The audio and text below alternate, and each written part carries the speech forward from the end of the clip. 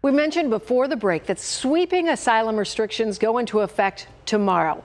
It impacts most migrants from Central America. They will have to apply for asylum well before even making it to our border. As some applaud the president's move to end asylum protections, others work behind the scenes to help those migrants. It's an underground group, and all new tonight at 10. Lindsay Reiser gives us a rare glimpse into the work they do. We're at a church in the Phoenix area. We can't say the name of the church or exactly where it is, but it's hosting about 15 asylum-seeking families right now. They move every day. Sometimes they have as many as 40 families. And take a look at what volunteers have been doing, collecting clothes and shoes so that these migrants can take with them on their travels. This is about their life. No one would leave everything they have if it weren't something so dire as protecting their children. Jen, who doesn't want to use her last name for fear of attacks, runs a group called All Hands AZ. And we help them with the entire journey once they get out of ICE to get to their families. Jen says they're not on social media to avoid protesters. There are no notices that go out to the public about where we're going to be. This is completely 100% underground. She says most of the asylum seekers are coming from Guatemala, Honduras, and El Salvador.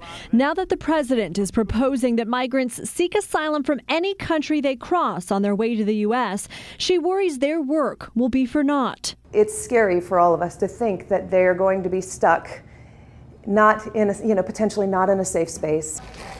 And Jen says they've collected 80 trash bags just in the last week containing this: hygiene items, toys, and food. They're calling them love bags. It was just a way to get the country involved if they're not, in our immediate area. But many are supportive of the president's proposal, like Congresswoman Debbie Lesko. If people are really in fear of their life, they should apply for asylum in the first country they go to. Lesko says it's a common sense solution and that asylum laws need to be tightened.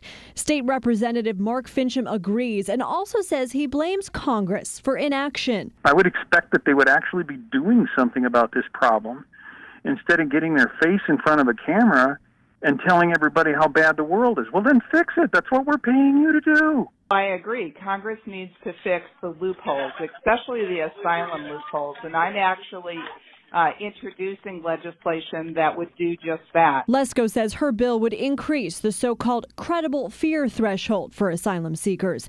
Jen says regardless of what the president or Congress do, she will be doing exactly this. They're kind, they're loving. Even more importantly, they are terrified, and they need our help. For more information on what kind of items they need, we've put all of that information on our AZ Family app. Lindsay Reiser for Arizona's Family.